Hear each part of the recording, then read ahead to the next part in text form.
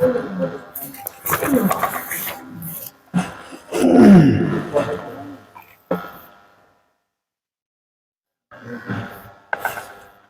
لله نحمده ونستعينه ونستغفره ونعوذ بالله من شرور أنفسنا ومن سيئات أعمالنا من يهده الله فلا مضل له ومن يضلل فلا هادي له ونشهد أن لا إله إلا الله وحده لا شريك له ونشهد أن محمدا عبده ورسوله أرسله بالحق بشيرا ونذيرا وداعيا إلى الله بإذنه وسراجا منيرا يا أيها الذين آمنوا اتقوا الله حق تقاته ولا تموتن إلا وأنتم مسلمون يا أيها الناس اتقوا ربكم الذي خلقكم من نفس واحدة وخلق منها زوجها وبث منهما رجالا كثيرا ونساء واتقوا الله إن الله كان عليكم رقيبا يا أيها الذين آمنوا اتقوا الله وقولوا قولا سديدا يصلح لكم أعمالكم ويغفر لكم ذنوبكم ومن يطع الله ورسوله فقد فاز فوزا عظيما أما بعد فإن أصدق الحديث كتاب الله وخير الهدي هدي محمد صلى الله عليه وسلم وشر الأمور محدثاتها وكل محدثة بدعة وكل بدعة ضلالة وكل ضلالة في النار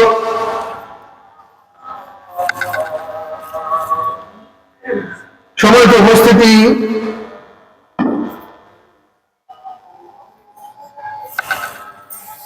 আল্লাহ রাব্বুল আলামিনের আমরা আলোচনা শুরুতেই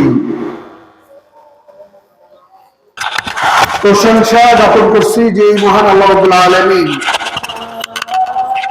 আমাদেরকে হাজারো মানুষের ভিড়ে অনেকগুলো কল্যাণমূলক কাজের মধ্যে আল্লাহ রাব্বুল আলামিন আমাদেরকে শামিল করেছেন আমরা না চাইতেই। এবং এই মুহূর্তে আমরা আল্লাহ রাব্বুল আলামিনের ঘরে আল্লাহ রাব্বুল আলামিনের উত্তম সময় উত্তম কাজের জন্য উত্তম অর্ডার ফলো করার জন্য এই জায়গায় সমবেত হয়েছে উত্তম দিনে। এবং সেই উত্তম জায়গাটাও আমার ব্যতিক্রম। গত সপ্তাহের বিষয়গুলো যদি আমরা খেয়াল করি, আমাদের দেশে যারা দাওয়াতি কাজ করেন বা বিশ্বের সেই দাওয়াতি ভাইদের একে অপরের বিরুদ্ধে অস্ত্র ধারণ, এটা একটা বিষয়। গাজীপুরের শ্রীপুরে একটা বিষয়,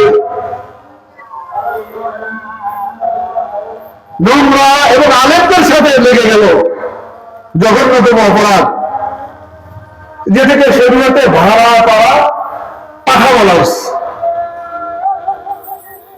তো এই ভাইদের ইবাদত, তাদের ইবাদত খানা, তাদের অ্যাক্টিভিটিস সব কিছুর সাথে যদি আমরা আমাদের এই ছোটখাটো সামান্য জায়গায়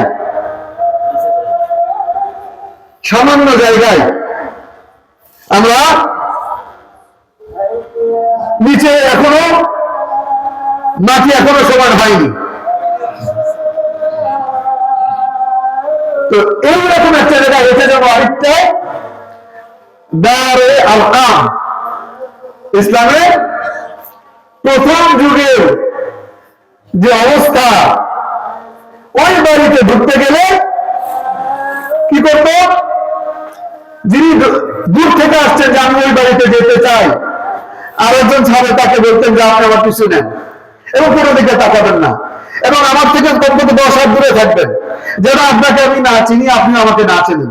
এরপর আমি যে এক জায়গায় যাই ইশারা দিয়ে একটু দাঁড়াবো, তারপর আমি সামনের দিকে চলে যাবো, আপনি আস্তে করে ওই বাড়িতে ঢুকে যাবেন। এটা কি? দারে আরকামের চিত্র। অনেকটাই আশেপাশের শকটপূর্ণ ইবাদতখানা, মসজিদ, তাদের চাকচিক্যময় অনেক কিছু হতে পারে, কিন্তু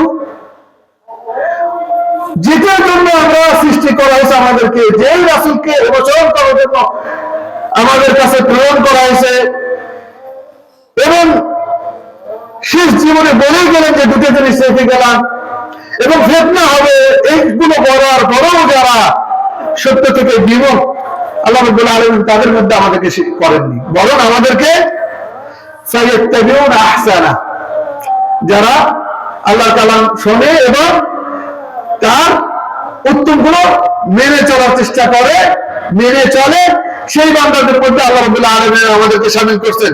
সুতরাং সেই রবের এতগুলো অজস্র নিয়ামত, সেই রবের প্রশংসা করবো না তো কার করবো? আমরা সকলেই অবশ্যই অবশ্যই শুকরিয়া করে আল্লাহ রাব্বুল আলামিনের, বলি আলহামদুলিল্লাহ।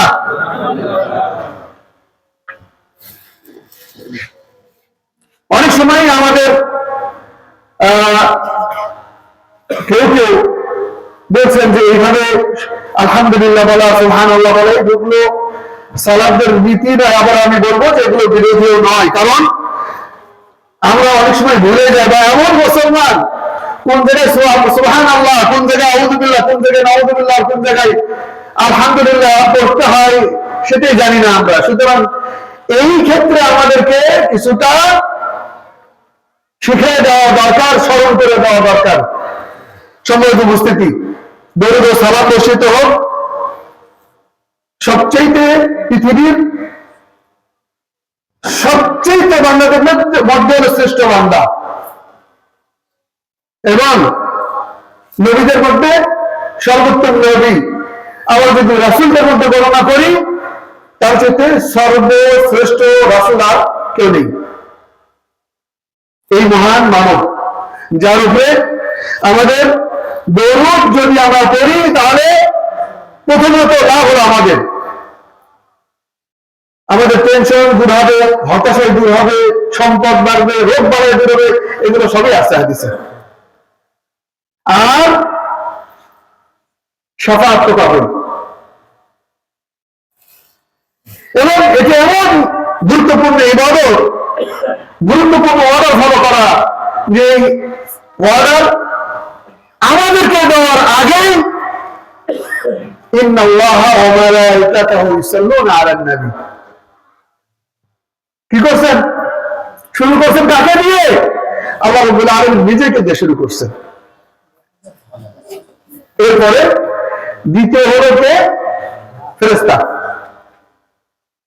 ইয়া আইয়ুহাল্লাযীনা আমানু সাল্লু আলাইহি ওয়া সাল্লিমু তাসলিমা। এইজন্য আল্লাহ সুবহানাহু ওয়া তাআলা বলতেছেন যে আমার কাছে এই আয়াতের আলোকে মনে হয় পৃথিবীতে সবচেয়ে শ্রেষ্ঠ ইবাদত হলো নবীর উপরে দরুদ পড়া। আর শুক্রবার তো আরো বেশি আমরা দরুদ পড়ি নবীর উপরে, আল্লাহুম্মা সাল্লি আলাইহি আল্লাহুম্মা বারিক আলাইহি। অতঃপর পৃথিবীর শুরু থেকে সমস্ত নবী এবং নবীদের অনুসারী যারা আল্লাহ রাব্বুল আলামিনের কালিমা আত-তাওহীদকে বরণ করার জন্য এবং এই দাওয়াতে মিশনকে পৃথিবীর বুকে ছড়িয়ে ছিটিয়ে দেওয়ার জন্য যার মাল সর্বস্ব জীবন বাজি রেখে তারা কাজ করে গেছেন এবং করে যাচ্ছেন, তাদের সবার জন্য আল্লাহ রাব্বুল আলামিনের কাছে উত্তম জাযা কামনা করছি। আল্লাহুম্মা আমিন। বিশেষ করে এই যে তাওহীদের মিনার, তাওহীদের মিনার এতে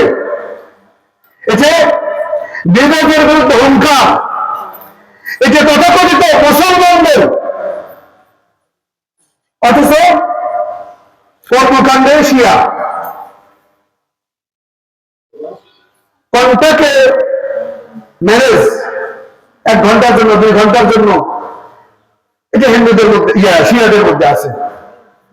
কিন্তু সেই বিবাহ যদি আমাদের মধ্যে থেকে যায় এবং সরিষা যদি ভোট হয়, তাহলে সেই ধর্মেরই কতটা 12টা বাজবে, আর সেই অনুসারীদের কি করুন অবস্থা, জীব নিয়ে একরকম। ফতোয়া দিতে গেছে ইমাম সাহেব, ফতোয়া দিয়ে মাদ্রাসার মুহতামিম যিনি ছিলেন পার্শ্ববর্তী, তার সাথে বিবাহ দিয়ে দিয়েছেন কন্টাকে 1 ঘন্টার জন্য। এরপরে মসজিদের সিঁড়িতে যা কিছু ঘটছে, ঘটের পরে আস্তাগফিরুল্লাহ, তারপর আবার তালাক হয়ে গেছে। আমরা মনে হয় ভুলে গেছি এই ধরনের অ্যাক্টিভিটিস আমাদের করার কারণে ফতোয়ার দায়িত্বগুলো হাইকোর্ট পর্যন্ত গেছে, অথচ যেতে কোনোভাবে হাইকোর্ট পর্যন্ত যাওয়া উচিত নয়। এই একই কারণে এই বিষয়টা শরীয়তে ভাড়া করা সার বলা হয়েছে। লাআনাল্লাহু মুহাল্লিল ওয়াল মুহাল্লিল লাহু ওয়াল মুহাল্লাল লাহু। আল্লাহ রাব্বুল আলামিন যে ব্যক্তি বৈধ করবে আর যার জন্য করবে, ওর উপরে আল্লাহ লানত। মূলত আমরা আহলুল হাদিস, আমরা সালাফি, কোরআনের মধ্যে ডাইরেক্ট মানে আপনারা কোমার রতান, তারা এখনো 2 বার সুযোগ আছে আপনার। কয়বার? সূরা বাকারা দেখে ভালো করে ফেলবেন, আপনারা কোমার রতান 2 বার। পছন্দ হলো না, গন্ডগোল হলো, একবার তার আগে সতর্ক করলেন, হলো না, 1 মাস পর আবার দেন, একসাথে নয়। এরপরে আবার এসে হয়নি, 2টা তালাক হয়ে গেছে, এবার সিদ্ধান্ত নিয়ে নেন যে না, আর না। রাগের মাথায় বসে বসে 1000 তালাক দিলাম, 22 তালাক দিলাম, তারপরে হুশ হলে ছেলে মেয়েদের মুখের দিকে তাকায় দৌড়ে যায়, হুজুরের কাছে যাচ্ছে, আলেমের কাছে যাচ্ছে, সেই আলেমও জিম্মি করে লানত, পুরো হাদিসে কঠিন ভাবে হুঙ্কার দেওয়া আছে, সতর্কবাণী করা হয়েছে, তারপর সেই কাজগুলো কেউ কেউ করে যাচ্ছে। আর এই ব্যক্তিদের কারণে তাদের মধ্যে ভালো ভালো আলেম আছে, তাদের যেমন সুনাম ক্ষুণ্ণ হচ্ছে, সমগ্র ইসলামের সুনাম ক্ষুণ্ণ হচ্ছে, এবং এইভাবে জিনার উপরে সমাজটা গড়ে উঠতেছে।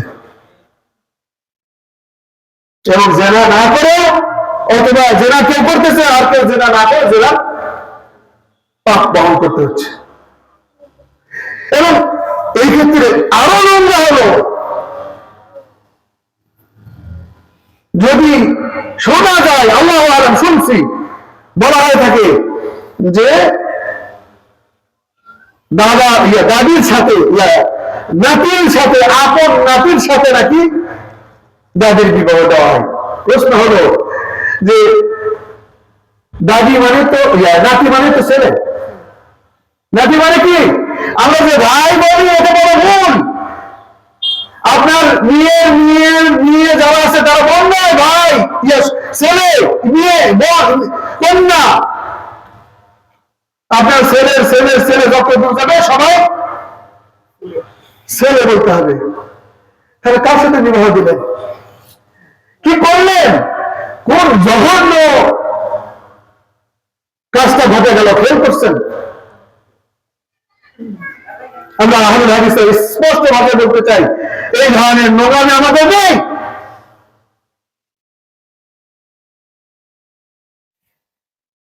আমরা কোরআনের আইন, কোরআনের কথাগুলো বলি, মানি।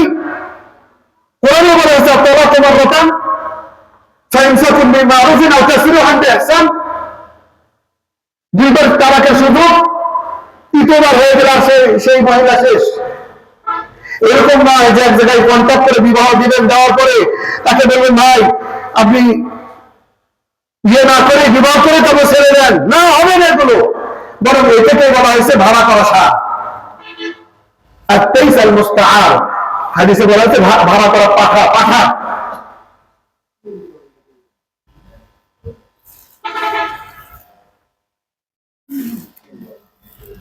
তো এই যে এইগুলো একদিকে, অন্যদিকে সেই ওদের যেমন ওদের তেমন মালিক পীর, ওদের চাউল কলার সাথে মিশে গেছে মোদের পীর।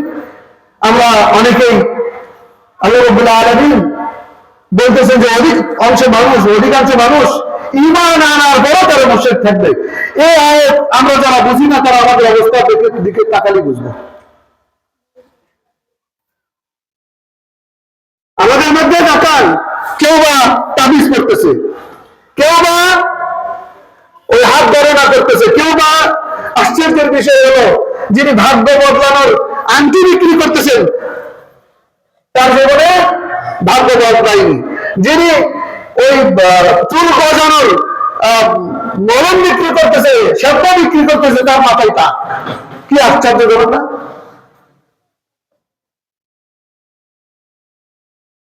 এরপরে আমরা বলি যে আমাদের মধ্যে তো এদের কেন দাওয়াত দেবেন, আমরা তো তৌহিদ বুঝি, আমরা বুঝি।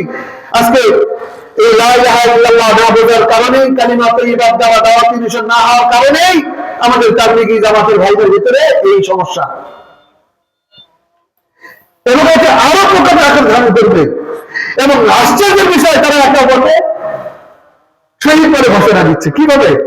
তাহলে হাদিস কোথায় যে দুইজনই কাতিল মাকতুল, দুইজনই কিয়ামতের মধ্যে দুইজন জাহান্নামী। তো রাসূল বললেন, রাসূল সাহাবারা বললেন যে ঠিক আছে, যে হত্যা হলো সে জাহান্নামী, সে যে হত্যা করলো সে জাহান্নামী, কিন্তু যে হত্যা হলো সে কেন, সে জাহান্নামে কেন? রাসূলুল্লাহ বলতেছে যে হ্যাঁ, সুযোগ পাইলে সে ছাড়তো না। আর এদেরকে আমরা কি বলতেছি? শহীদ। হ্যাঁ, তাহলে হাদিস কোথায় যে দুই মুসলমানের অস্ত্র ইয়ে হলে তারা হয়ে জাহান্নামী, সেই হাদিস কোথায়? তো সেই ধরনের কর্মকাণ্ড থেকে আমাদের এই মসজিদ গুলো তাওহীদের দুর্গ হিসেবে, তাওহীদের কেল্লা হিসেবে, সত্যের নির্ভীক মিনার হিসেবে এই জায়গাগুলো থেকে আসবে। আশেপাশে যারা আছেন, যারা লাইভ শুনতেছেন, তাদের উচিত হবে এই যে এই ধরনের এই ইয়েগুলো অগ্রসর হওয়া, আমাদের এই কাজগুলোতে অগ্রসর হওয়া। এবং আমরা এখন সালাত আদায় করতেছি যেখানে সেখানে এখনো মাটি দিয়ে ভরাট করা, আফসোস নেই। এবং এমনকি হবে যেটা হাদিসেও ওমর ইবনে খাত্তাব রাদিয়াল্লাহু তাআলা আনহু রাসূলুল্লাহ সাল্লাল্লাহু আলাইহি ওয়াসাল্লামের শরীর দেখে উনি পাটির উপরে শুয়েছিলেন, তো পাটি থেকে উঠে গেছেন রাসূলুল্লাহ সাল্লাল্লাহু আলাইহি ওয়াসাল্লাম। তো তার শরীরের পুরোটাতে পাটির দাগ, খেজুরের পাতার যে পাটি, সেই পাটি উপরে শুয়ে যাওয়ার কারণে সেখানে পুরোটা দাগ। ওমর ইবনে খাত্তাব ওনার শরীর দেখে বললেন, কেঁদে ফেলে বললেন যে রাসূল, একটু যদি আপনি আমাদেরকে বলেন বা আপনি যদি কষ্ট করেন একটু, তাহলে একটা তোষকের ব্যবস্থা করে দেবো, একটু গদির ব্যবস্থা করে দেবো। তো রাসূলুল্লাহ সাল্লাল্লাহু আলাইহি ওয়াসাল্লাম বলেন যে দুনিয়া হলো একেবারে একটা মানুষ মুসাফির অবস্থায় রোগ থেকে বাঁচার জন্য সাময়িকভাবে কোথাও কোন একটা গাছের নিচে আশ্রয় নেওয়ার পরে সেখান থেকে উঠে ওই গাছের দিকে তাকানো, ফিরে তাকানোর যেমন প্রয়োজন মনে করে না, ঠিক আমাদের সবারই অবস্থা ওই রকমই। সুতরাং দুনিয়ার জন্য এত চাকচিক্য করে লাভ নেই। তো আফসোস নেই, কিন্তু ইবাদতখানা হিসেবে ইবাদতের সুন্দর একটা পরিবেশ গড়ে তোলার জন্য, যেখানে আমি তো মনে করি যে এই ধরনের মসজিদ গুলো, বা আমার মনে করা কি এটা তো কোরআন হাদিসের কথা, যে এই ধরনের মসজিদ গুলো, এই ধরনের প্রতিষ্ঠানগুলো যে এরিয়াতে হয় সেই এরিয়ার ভাইদের জন্য, সেই এলাকার ভাইদের জন্য সুবর্ণ সুযোগ। সুবর্ণ সুযোগ অনেকগুলো দিক। একটা হলো যে যেহেতু কোরআন সুন্নাহর সহিহ শুদ্ধ কথাগুলো এখান থেকে বলা হয়, সুতরাং তারা এবং তাদের সন্তানেরা শুদ্ধ কথাই পাবে। এখানে মিথ্যার কোনো সুযোগ নেই, ভুল শেখানোর কোনো সুযোগ নেই। 2 নম্বর হলো এর ফলশ্রুতিতে অনেক বিজ্ঞ, যশ, খ্যাতিমান বিভিন্ন এরিয়ার আলেম ওলামা, যারা হয়তোবা আপনারা চেনেন না, যাদের বিদেশে মাশাআল্লাহ ভালো ভালো খ্যাতি আছে, তারাও এই মসজিদে আসার কারণে, এই ধরনের প্রতিষ্ঠানগুলোতে আসার কারণে তাদের মাধ্যমে তাদের গুরুত্বপূর্ণ দিক নির্দেশনা আপনাদের জীবনের ক্ষেত্রে পাবেন। এটা বড় সুযোগ। এই জন্য এই ধরনের প্রতিষ্ঠান আমরা অত্র এলাকার যারা আছি তারা সম্মিলিতভাবে আগলে রাখার চেষ্টা করবো, সর্বোত্তম সহযোগিতা করব, এবং যারা করে যাচ্ছেন তাদেরকে আল্লাহ রাব্বুল আলামিন এই প্রতিষ্ঠানগুলো তৈরি করা, ধরে রাখা, মেনটেন করা চারটিখানি কথা নয়। বিশেষ করে সেই এলাকা যদি হয় এমন এলাকা যেখানে আশেপাশে সবার ভিন্ন মত অবলম্বী। আমরা মাঝে মধ্যে কোনো কোনো জায়গায় ফতোয়া দিয়ে তারপরে দ্রুত পার হয়ে আসার চেষ্টা করি, কারণ বলা হচ্ছে যে যে ফতোয়া দিয়েছেন আপনি তাতে হামলা হতে পারে আপনার উপরে। তো কি কঠিন অবস্থা আমরা থাকি প্রত্যেকে। আমরা এখানে মসজিদে সালাত আদায় করাটাও অনেকের কাছে চিহ্নিত হয়ে যায়। অনেক জায়গাতেই আমাদের বিষয়ে সেই গেলে, অথচ তারা সবসময় সরকারের খেয়ে সরকারের গুণাগান করে সরকারের বিরুদ্ধে, এমনকি যেগুলো লাগাগুলো শরীয়তে সাপোর্ট করে না তাদের বিষয় নাই। কিন্তু আমরা শুধুমাত্র কি বলি, আল্লাহ বলছেন, আল্লাহ রাসূল বলছেন, সাহাবারা বলছেন, ব্যাস। আর চতুর্থ কোন শব্দ আমাদের মুখ থেকে বের হবে না। পীর বাবা বলছেন, অমুকে বলছেন, সে অমুকে বলছেন, তারপর আমিরুল মুজাহিদিন এই সেই বলার পরে জিহাদের বারবার সুযোগ আসলেও তাদেরকে সামনে পাওয়া যায় না। তারা যতটা নিজেদের মধ্যে জিহাদ রক্তের গঙ্গা বয়ে দেবে, তুরাগ নদীর রক্তে লাল করে দেবে, এরকম শোনা যায়, সেখানে জনগণকে বিভ্রান্ত করার জন্য বিভিন্ন জিহাদের কথা বলল। জিহাদের যখন সুযোগ আছে তারা পিছনের দিকে দৌড়ানো শুরু করে। এই হলো তাদের নমুনা। আমরা সদা সর্বদা এক নীতি, এক কথা, কোরআন এবং সুন্নাহ, সাহাবাদের আমাকে, সালাফদের আমাকে বুঝি এবং সেই অনুযায়ী কথা বলার চেষ্টা করি। এখানে আমি যা বলে যাবো, বলবো, বলতেছি, সেই কথা বলে গত সপ্তাহে যিনি বলে গেছেন তার কথার সাথে মিলিয়ে নেবেন, দেখবেন একই। এই জন্য এই ধরনের প্রতিষ্ঠানগুলো আমাদের নিয়ামত। আল্লাহ রাব্বুল আলামিন এই ধরনের প্রতিষ্ঠানগুলোর পিছনে যারা চেষ্টা করে যাচ্ছেন তাদেরকে আল্লাহ রাব্বুল আলামিন উত্তম জাযা দান করুন। যারা জমিয়ে দিয়ে এবং অন্যান্য ক্ষেত্রে সর্বোত্তমভাবে সহযোগিতা করে যাচ্ছেন তাদের সবার জন্য এবং আমাদের জন্য সবার জন্য আল্লাহ রাব্বুল আলামিনের রাসূলের হাদিসের যে প্রতিশ্রুতি, মান বানা লিল্লাহি বাইতান বানাল্লাহু লাহু বাইতান ফিল জান্নাহ, দুনিয়াতে যেই ব্যক্তি আল্লাহ রাব্বুল আলামিনের জন্য একটি ঘর বানালো, সে তার জন্য আল্লাহ রাব্বুল আলামিন কিয়ামতের ময়দানে জান্নাতে বানাল্লাহু লাহু বাইতান ফিল জান্নাহ, জান্নাতে তার জন্য বাড়ি বানিয়ে দিবেন। কত বড় সুসংবাদ। এখন অনেকে প্রশ্ন করে যে সে একজন জমি দিয়েছে, বাকিগুলোর কি হবে? ভাই, এটা অনেকটা আমি আর আপনার সেই একেবারে পয়সা এই টু জেড হিসাব করার চিন্তাধারা থেকে এই প্রশ্ন আসে। কিন্তু আল্লাহ রাব্বুল আলামিন তো এইরকমই, যে ব্যক্তি বিন্দু মাত্র সামান্য যেটা কারো চোখে পড়েনি সেইটা দিয়েও যদি এখানে সহযোগিতা করে, তাহলে তার জন্য আল্লাহ রাব্বুল আলামিন বানায় দিতে পারেন, ভাই, নাকি দিতে পারেন না? দিতে পারেন। সুতরাং তার জন্য তাকে, তার চিন্তাধারাকে আমাদের মতো করে আমরা ছোট্ট, আমরা মনে করি যে আমার এর থেকে যত যাবে কমবে, কিন্তু আল্লাহ রাব্বুল আলামিন ওখান থেকে কমবে না। সুতরাং আমাদের প্রত্যেকের জন্য আল্লাহ রাব্বুল আলামিনের কাছে আমরা যেন জান্নাতে আমাদের প্রত্যেকের জন্য বাড়ি হয়, আল্লাহুম্মা আমিন। সম্মানিত উপস্থিতি, আজকে ডিসেম্বরের 27 তারিখ, 28, 29, 30, 31, এরপরে নতুন বর্ষে আমরা পদার্পণ করব, ঢুকে যাব ইনশাআল্লাহ।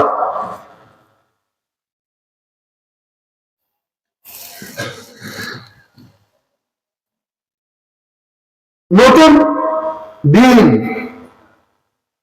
উদয় হওয়া এবং যে দিনে আসি সেই দিন চলে যাওয়া আদৌ কি আমাদের জন্য আনন্দ বয়ে নিয়ে আসে?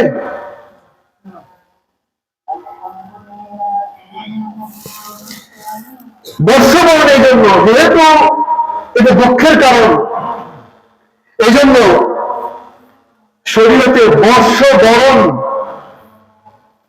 সেটা আরবি বছর হোক অথবা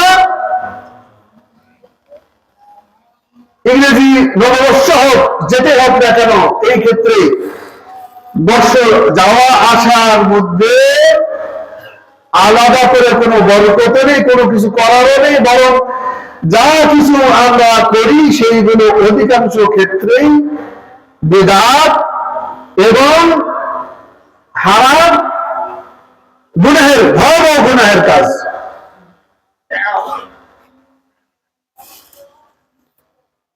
দীর্ঘদিন বাহিরে থাকার পরে গত বছর পুরান ঢাকার মাদ্রাসাতুল হাদিসের দায়িত্বে থাকা অবস্থায় বাসায় ঘুরে আছে, হঠাৎ করে রাত 12টা বাজার কিছুক্ষণ আগে থেকে শুরু হলো সেই এমন শব্দ, মনে হলো যে আমরা যেন যুদ্ধের ময়দানে। এবং আমার বাচ্চারা রীতিমতো, পরিবার সবাই ভয়ে অলরেডি সবগুলো আমার কাছে চলে আসছে। আমিও বুঝতে পারতেছি ঘটনা কি, এতটাই বিকট এবং মনে হচ্ছে আশেপাশে সবগুলো বাড়ি ভেঙে তছনছ করা হয়েছে, এখন আমাদের পালা।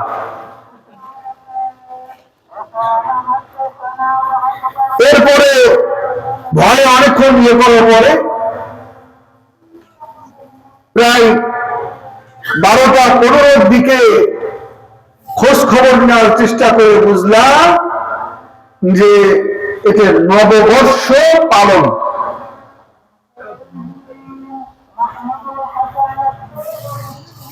আমরা যেইভাবে বর্ষবরণ করি,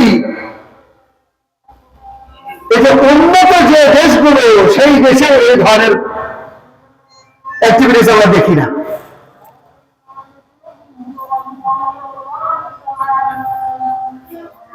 এবং এই ক্ষেত্রে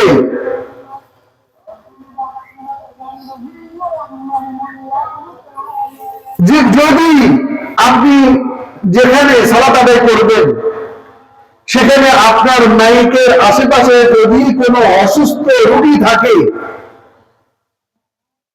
এবং তিনি এই মাইকের শব্দে যদি সমস্যায় পড়ে, তাহলে আপনাকে সালাতের সময় মাইক ব্যবহারে শব্দ নিয়ন্ত্রণের ক্ষেত্রে সালাফদের পক্ষ থেকে সতর্কবাণী এসেছে।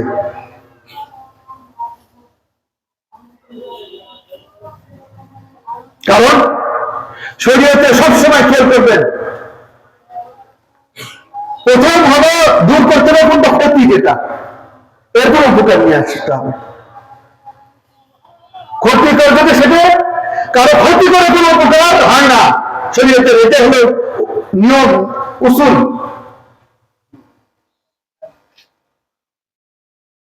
তো অসুস্থ ব্যক্তি যদি থেকে থাকে, এবং এই যে তথাকথিত যারা আজানের মধ্যে শব্দ দূষণ পেয়ে থাকেন, এই ব্যক্তিদের কখনো এই ক্ষেত্রগুলোতে কোনো সময় তাদের কোন রকম কোন মন্তব্য আমরা পাই না। এবং এই ব্যক্তিদের ক্ষেত্রে আমাদের রাষ্ট্রের সতর্ক হওয়া দরকার, সাবধান হওয়া দরকার। এরা সবসময়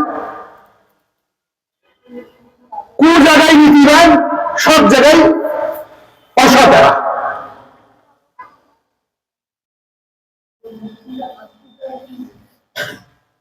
এখন এই যে সেই চিন্ময় না কি যেন ইসকনের এই ব্যক্তির ক্ষেত্রে আমরা ফরহাদ নাজর নামে ব্যক্তি, নাজহার নামে এক ব্যক্তিকে আমরা পাচ্ছি এই ধরনের ভূমিকা পালন করতেছে। এবং এরা অধিকাংশরাই ভাই ইহুদিদের দ্বারা পরিচালিত, নতুবা ভারতের কয়েকটা প্ল্যানের একটা অংশ। এবং আমাদের পার্শ্ববর্তী যে শত্রু, তাদেরকে শুধুমাত্র সাধারণ শত্রু ভাবলে হবে না। এরা কিন্তু এই দেশের, এই পার্শ্ববর্তী দেশের রয়ের যে ট্রেনিং পদ্ধতি, সেটা কিন্তু ভারতের ইহুদিদের কাছ থেকে, মোসাদের কাছ থেকে নেওয়া। আপনারা হয়তো অনেকে জানেন না। এই কারণে ইহুদিরা ঠিক যেভাবে কাজ করে, পরিকল্পনা করে, এই টিম যদি সফল না হয় তাহলে বি টিম, বি টিম যদি সফল না হয় সি টিম, এরকম একাধিক পরিকল্পনা তাদের থাকে। ইহুদিদের ঠিক একই রকম তাদের কাছ থেকেই এই মাজুস, অপবিত্র, নোংরা, যারা এখনো সভ্য হয়নি, এমনকি এখন পর্যন্ত একজনের সবচেয়ে বড় বখিল, কৃপণ, আর একটা হলো নোংরা, এখন পর্যন্ত তো রাস্তাঘাটে কাঁচা হাজার ছাড়ে। আবার সবচেয়ে নোংরা গরু গোবরকে তারা তাদের বিভিন্ন কাজে ব্যবহার করে, গরুর প্রসব পান করে তারা। সেই ব্যক্তিরা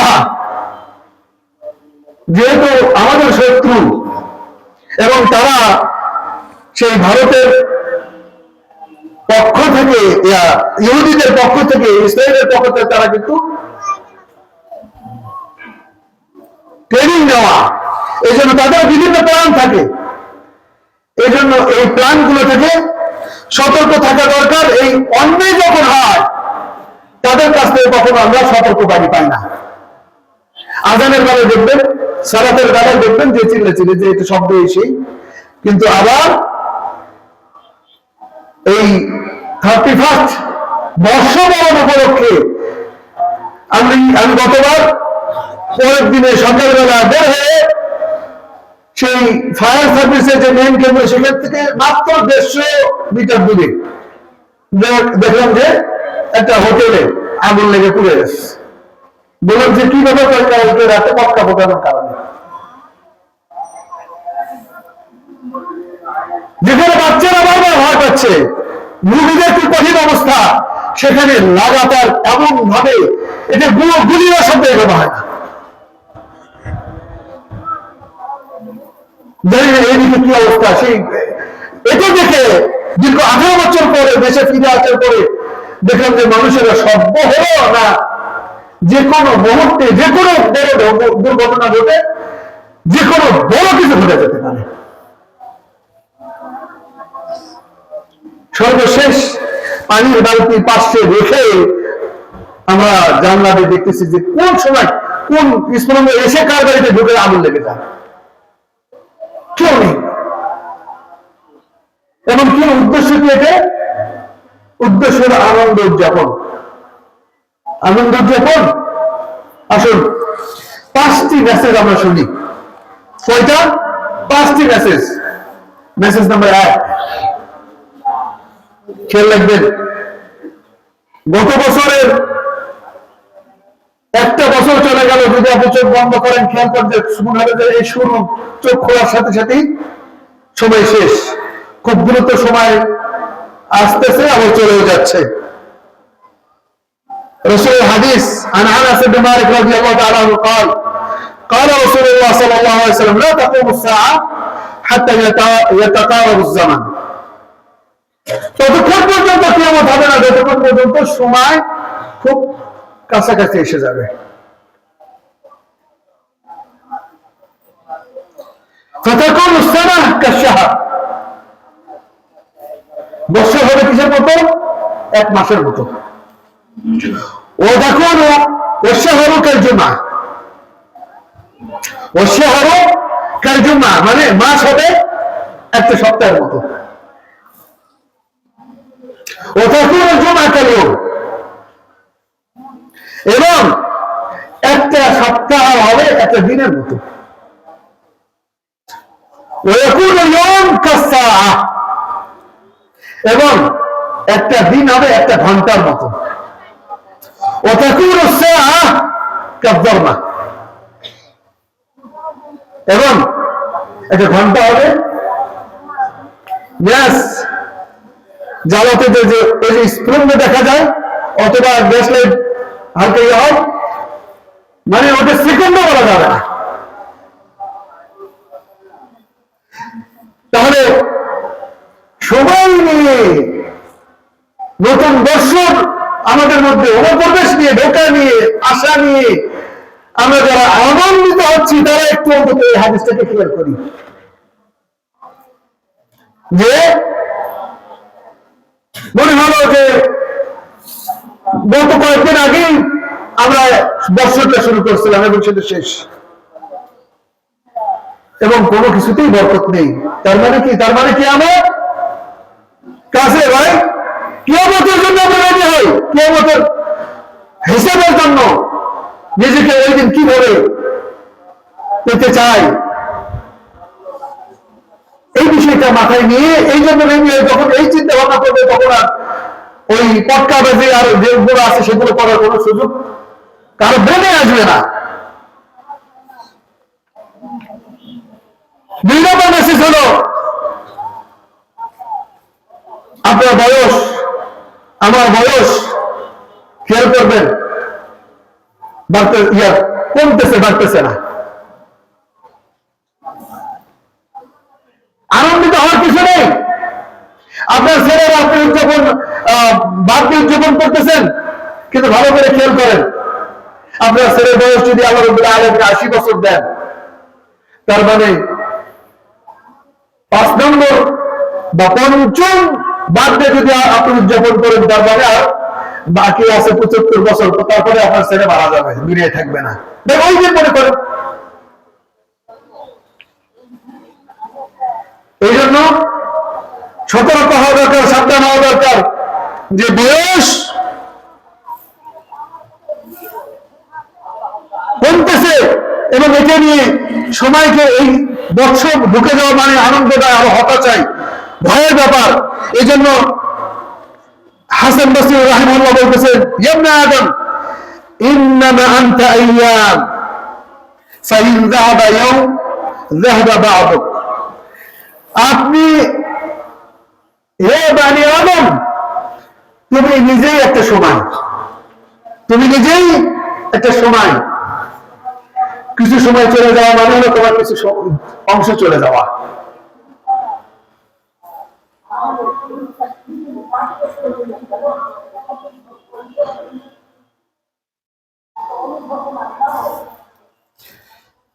ওমর বিন আব্দুল আজিজ বলতেছেন, ইয়া ইবনে আদম ইন্নাল আইয়ামা তা'মাল ফিকা ফাসবিহা ওয়া'মাল ফি। বলতেছেন যে হে বনি আদম, তুমি কাজ না করলে তোমার ব্যাপারে দিন কিন্তু ঠিকই কাজ করতেছে, তোমার কাউন্ট, তোমার বয়স কিন্তু ঠিকই সে কাউন্ট করে ফেলতেছে। সুতরাং তার আগে তুমি তোমাকে তোমার নিজের কাজে ব্যস্ত হয়ে যাও। কেউ কেউ বলেন আল্লাহ কাসাইফি ইল্লাম তাক্তাহু ইয়াক্তাউ। আমরা আরবি ইয়েতে বাচ্চাদেরকে পড়াই যে সময়টা হলো কিসের মতো? তরবারির মতো। তুমি যদি তরবারিকে যদি কাজে না লাগাও তাহলে তরবারি তোমাকে কেটে ফেলবে। আল-ওয়াক্তু কাসাইফি ইল্লাম তাক্তাহু ইয়াক্তাউ। যে তাকে তুমি কেটে ফেলতে না পারো, তাকে তুমি যদি কাজে না লাগাও তাহলে তোমার বিরুদ্ধে সে কাজে লেগে যাবে। এই জন্য আল্লাহ রাব্বুল আলামিন কত জায়গায় সময় নিয়ে কসম খাইছেন। ওয়াদ-দুহা ওয়াল-লাইলি ইযা সাজা ওয়াল-ফাজর ওয়ালায়ালিন আশর ওয়াল-আসর ইন্নাল ইনসানা লাফী খুসর ওয়াল-লাইলি ইযা আসআস ওয়াস-সুবহি ইযা তানাফফাস ওয়াল-লাইলি ইযা ইয়াগশা ওয়ান-নাহারি ইযা তাজাল্লা। এরকম বহু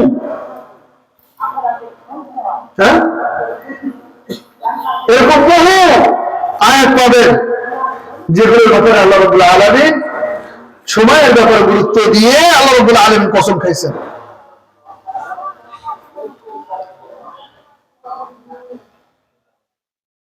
আল্লাহ রাব্বুল আলামিন বলেন ওয়াসাখখারা লাকুমুশ শামসা ওয়াল কামার দাইবাইন ওয়াসাখখারা লাকুমুল লাইলা ওয়ান নাহার। আল্লাহ রাব্বুল আলামিন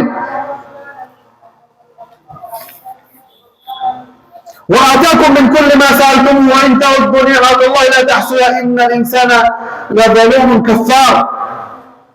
সময়ের ব্যাপারে গুরুত্ব দিতে যে আল্লাহ রাব্বুল আলামিন সময়টাকে আমাদের নিয়ামত হিসেবে উল্লেখ করছেন। সুতরাং সেই নিয়ামতটা যদি আমরা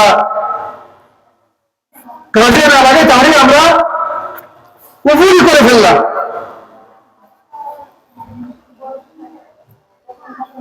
তিন নম্বর মেসেজ হলো الدنيا ساعة فاجعلها طاعة। দুনিয়াটা হলো একটা ঘন্টা, পুরো দুনিয়াটা বা পুরো হায়াতটা আপনার একটা ঘন্টা, একটা সুযোগ আপনার জন্য। সুতরাং সুযোগ, সুবর্ণ সুযোগ যখন আমার আপনার জন্য আসছে তখন সেটাকে কি করতে হবে? কাজে লাগাতে হবে। সেই কিয়ামতের ময়দানে কান্নাম ইয়াউমা ইয়ারাউন মা ইউআদুনা লাম ইয়ালবাথ ইল্লা সাআতান মিন নাহার। অল্প কিছুক্ষণ ছিলাম আল্লাহ, অল্প দিন, অথচ সে 80 বছর 90 বছর অথবা কবরে সে 2000 বছর কেটে দিচ্ছে। কিন্তু কিয়ামতের মাধ্যমে আল্লাহ কিছু সময় আমাদেরকে দেওয়া হয়েছে। এই জন্য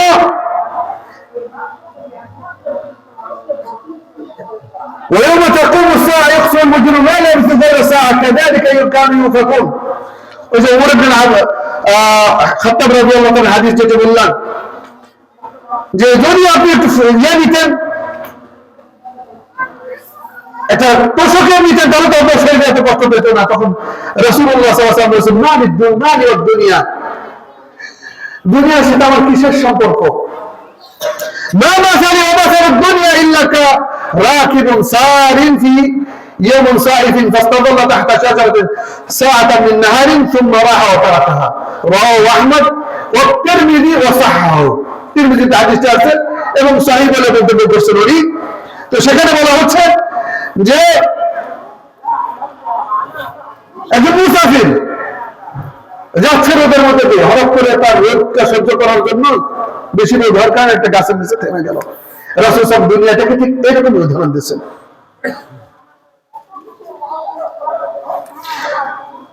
এবং ওমর থেকে আরেকটা হাদিস হলো আব্দুল্লাহ ইবনে ওমর রাদিয়াল্লাহু তাআলা আনহু থেকে, তিনি বলতেছেন আখাযা রাসূলুল্লাহ সাল্লাল্লাহু আলাইহি ওয়াসাল্লাম বিমানকাবি। রাসূল সাল্লাল্লাহু আমার কাঁধ ধরলেন। ফাকালা কুন ফি দুনিয়া কান্নাকা গরীব আও আবির সাবিল। রাসূলুল্লাহ সাল্লাল্লাহু আলাইহি ওয়াসাল্লাম বলতেছেন, হে আব্দুল্লাহ ইবনে ওমর, দুনিয়াতে চাকচিক্যময় জীবন যাপন করো না এবং এটার জন্য এত প্রস্তুতি নেওয়ার দরকার নেই। বরং এখানে তুমি একজন রাস্তা পারাপারি, যেরকম সে এদিক সেদিক তাকায় দ্রুত সতর্ক রাস্তা পার হয়ে যায়, আবির সাবিল অথবা মুসাফিরের মতো।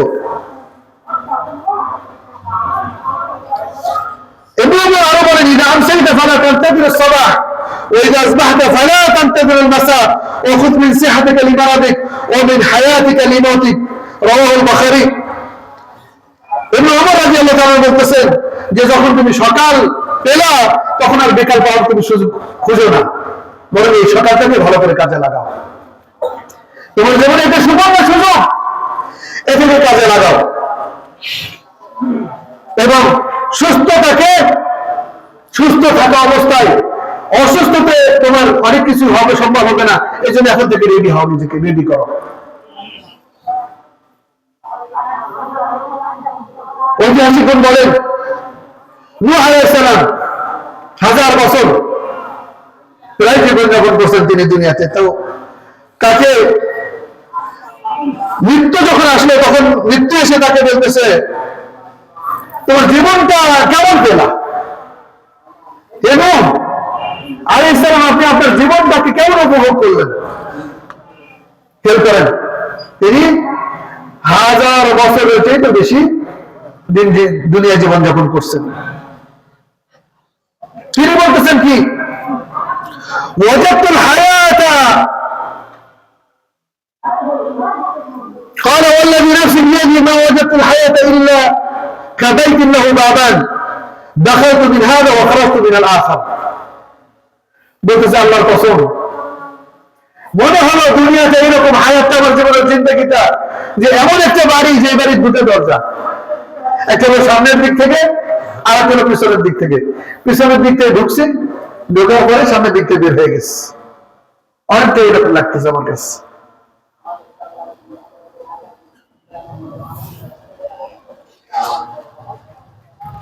এই জন্যই জানাজার সালাতের আযান আছে কি? একামত নাই। কি কারণ? কারণ হলো ধরে নেন এইভাবে, এটাকে ধরে নেন, আমরা ধরে নেই এইভাবে যে আযান একামত, যদিও সেটা দুর্বল হাদিস, কেউ বছর চলে সন্তান জন্ম হওয়ার পরে আযান এক কানে, কেউ একামত, কেউ বছর না শুধুমাত্র আযান। তো আযান একামত অনেকটা সেই সময় হয়ে গেছে, যারা ভুল করে দিচ্ছে আমরা। এখন বাকি যে সময়টা, সেই সময়টা কিসের?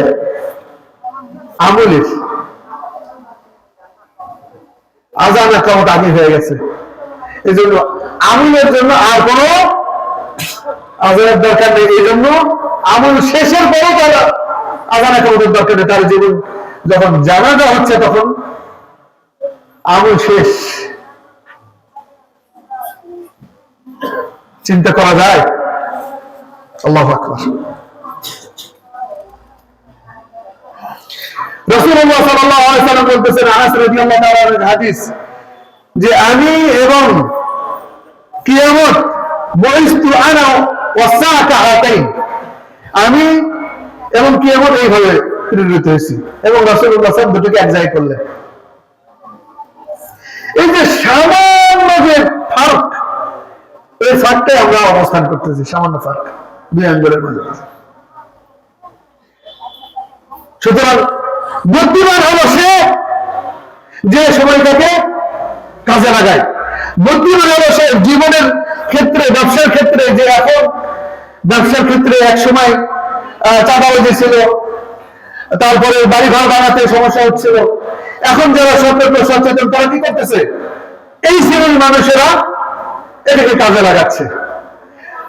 আর কেউ কেউ চিন্তা করতেছে কি করা যায়, কি করা যায়, কি করা যায়। ঠিক অনেকটাই আমলের ক্ষেত্রে আমরা অনেকটাই এরকম।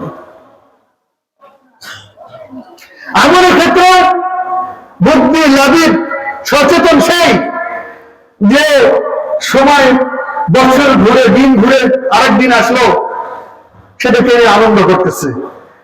আর বুদ্ধিমান যে সে হিসাব করতেছে এবং পরবর্তীতে সেটাকে কাজে লাগানোর চেষ্টা করতেছে।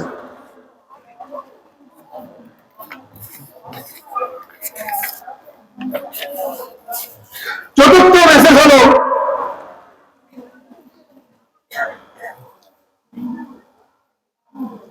শুরু করুন ভালো দিয়ে শেষ করুন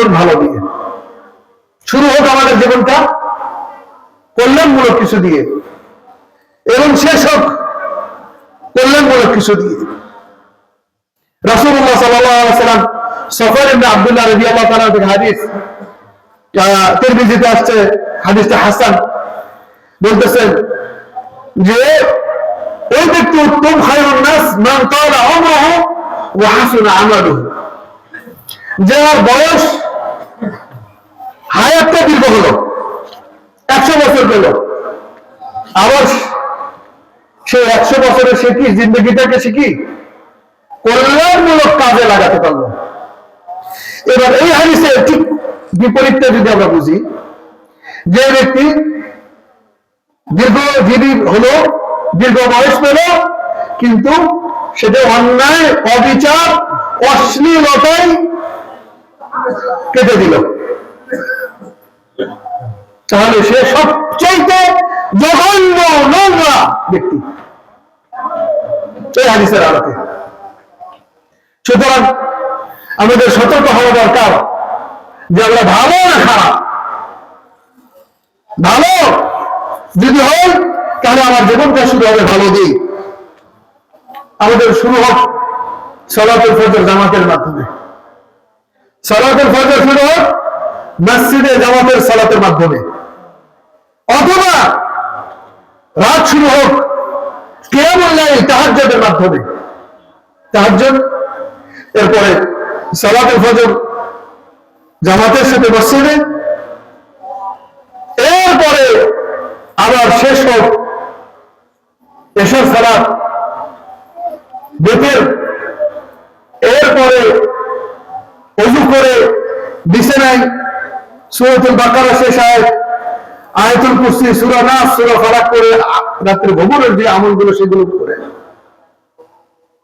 শেষ হোক আমার দিনটা, আমাদের প্রত্যেকের দিনটা। এই জন্যই এক ব্যক্তি আসলেন, মসজিদে ঢুকলেন, বললেন যে তোমাদের মধ্যে যে ব্যক্তি আসছে সে জান্নাতি। আশ্চর্য হয়ে গেলেন, সে তো আমাদের মধ্যে তাকে চেনে না। সাহাবারা বললেন জানিয়ে না, তাকেই হবে। একজন সাহাবী তার পিছনে নিলেন, তার বাড়িতে দাওয়াত দিলেন, দেওয়ার পরে আমলও কিছু দেখলেন না, না রাত্রির ইবাদত তাহাজ্জুদ কিচ্ছুই না। শেষমেশ তাকে বলে ফেলেন যে রাসূল আপনার ব্যাপারে সাক্ষ্য দিচ্ছেন যে আপনি জান্নাতি, বলুন নাকি? তো বললেন যে কারণ আমি যখন ঘুমাই তখন অন্তরটা পরিষ্কার করে ঘুমাই। তাহলে সালামাতুস সাদর, হিংসা, বিদ্বেষ, চুগলখড়ি, ওকে কি করে ঠকানো যায়, ওকে কি করে লাঞ্ছিত করা যায়, ওকে কি করে, এই ব্যক্তিরা দেখবেন যে এই ধরনের ব্যক্তিরা বেশিরভাগই শারীরিক ভাবে তারা সুস্থ নয়, শারীরিক ভাবে দেখা যাচ্ছে সুস্থ নয়। এজন্য দিনটা শুরু হোক ইবাদতের মাধ্যমে, দিন শেষ হোক, চোখ বন্ধ হোক ইবাদতের মাধ্যমে, সুন্নতের উপরে আমলের মাধ্যমে, রাসূলের হাদিসের উপরে আমল করার মাধ্যমে। বারাকাল্লাহু লানা ওয়া লাকুম ফিল কুরআনিল আযীম ওয়া নাফা'না ইয়্যাকুম বিযিকরিল হাকীম ইন্নাহু তাআলা জাওয়াদুন কারীমুন মালিকুন রাউফুর রাহিম।